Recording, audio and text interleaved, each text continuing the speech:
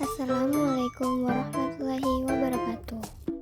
Perkenalkan, nama saya Dani Noviani. Saya akan menjelaskan tentang akuntansi manajemen.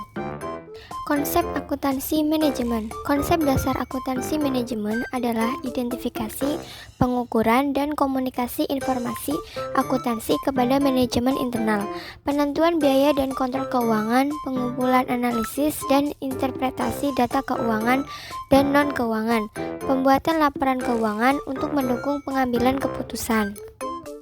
Pengertian akuntansi manajemen. Akuntansi manajemen yaitu penyediaan informasi serta pengambilan keputusan terkait keuangan maupun keputusan terkait non-keuangan kepada manajer di sebuah perusahaan, instansi, atau organisasi. Tujuan akuntansi manajemen. 1. Menyajikan data penting. Untuk menyajikan data-data penting terkait informasi keuangan dan sumber daya bisnis dalam bentuk yang lebih mudah dimengerti agar para pemangku kepentingan dapat menganalisis laporan keuangan dengan lebih baik. 2. Mempermudah perencanaan bisnis. Penyediaan gambaran mengenai biaya dan data statistik yang dapat dimanfaatkan untuk membantu mengelola perencanaan bisnis dengan menetapkan tujuan dan keputusan apa yang perlu diambil untuk masa mendatang. 3. Alat pengambil keputusan dapat dijadikan sebagai alat bantu untuk memecahkan berbagai macam masalah manajemen seperti analisis biaya dan laba, pengendalian anggaran, laporan aliran dana, dan masih banyak lagi, sehingga pemangku kepentingan dapat mengambil keputusan sebaik dan seefektif mungkin. 4. Memotivasi organisasi, merencanakan tindakan terbaik, serta mengukur efektivitas kinerja karyawan. Akuntansi manajemen dapat menjadi alat motivasi yang berguna untuk meningkatkan kepuasan kerja karyawan yang pada akhirnya juga memotivasi organisasi secara keseluruhan. 5. Mengontrol kinerja organisasi. Dengan membuat perencanaan operasional, menetapkan standar, dan memperhitungkan anggaran, akuntansi manajemen dapat membantu bisnis untuk mengendalikan dan mengontrol kinerja organisasi, sehingga apabila terjadi laporan penyimpangan, maka tindakan korektif dapat diambil sesegera mungkin.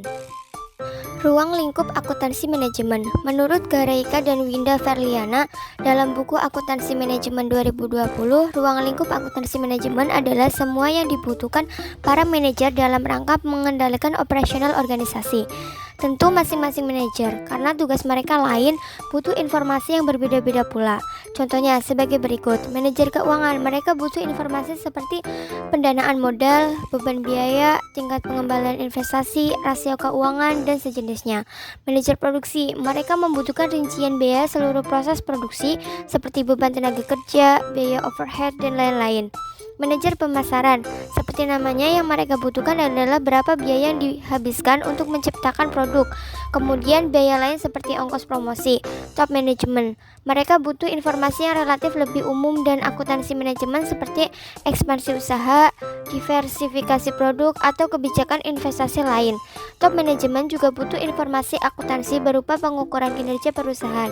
Ini biasa disebut balance scorecard. Perbedaan akuntansi keuangan dan akuntansi manajemen. Akuntansi keuangan. 1. Tujuan menghasilkan laporan keuangan yang menggambarkan kondisi dan performa perusahaan pada periode tertentu. 2. Membantu pihak eksternal untuk membuat keputusan terkait ekonomi dan investasi sehingga dapat dilakukan evaluasi kinerja manajemen dalam menjalankan bisnis. 3. Menghasilkan laporan keuangan yang mencakup rentang jangka waktu tertentu, misalnya pada periode 1 tahun, setengah tahun, atau bulanan. 4. Akuntansi keuangan fokus pada informasi masa lalu dengan memberikan gambaran pertanggungjawaban manajemen perusahaan atas pengelolaan dana perusahaan. 5. Hanya mengukur mengenai keuangan saja dan berpedoman pada standar akuntansi keuangan SAK yang berlaku. Akuntansi manajemen. 1. Tujuannya untuk menghasilkan laporan secara spesifik dan detail, mengidentifikasi masalah yang timbul serta menyelesaikan masalah tersebut. 2. Digunakan untuk menyediakan informasi keuangan bagi keperluan pihak manajemen atau pihak internal perusahaan yang dipakai sebagai bahan evaluasi dan sarana pengambilan keputusan untuk perusahaan. 3. Memiliki rentang waktu yang jauh lebih fleksibel dibanding dengan akuntansi keuangan, misalnya harian atau mingguan. 4. Akuntansi manajemen cenderung berorientasi kepada masa yang akan datang. 5. Mengukur keuangan dan operasional serta pengukuran fisik proses, supplier, teknologi, kompetitor, dan juga pelanggan. Laporan ini juga tidak memiliki batasan pada prinsip akuntansi. Sistem Informasi Akuntansi Manajemen. Sistem Informasi Akuntansi Manajemen adalah sistem yang mengumpulkan dan menyimpan data transaksi dan aktivitas perusahaan, lalu memprosesnya menjadi informasi yang berguna. SIA juga berfungsi untuk mengelola dan mengontrol data perusahaan. SIA memiliki beberapa tujuan, di antaranya 1. Menyediakan informasi untuk perhitungan harga pokok produk, jasa, dan tujuan lain yang diinginkan manajemen. 2. Menyediakan informasi untuk perencanaan, pengendalian, evaluasi, dan perbaikan berkelanjutan. 3. Menyediakan informasi untuk pengambilan keputusan.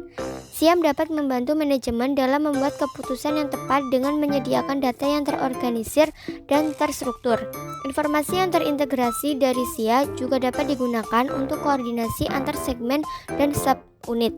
Beberapa karakteristik SIA adalah broad scope, lingkup, agregasi, timeliness, tepat waktu, integrasi.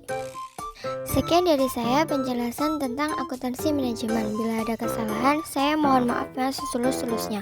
Wabillahi taufiq wal hidayah. Wassalamualaikum warahmatullahi wabarakatuh. Terima kasih teman-teman.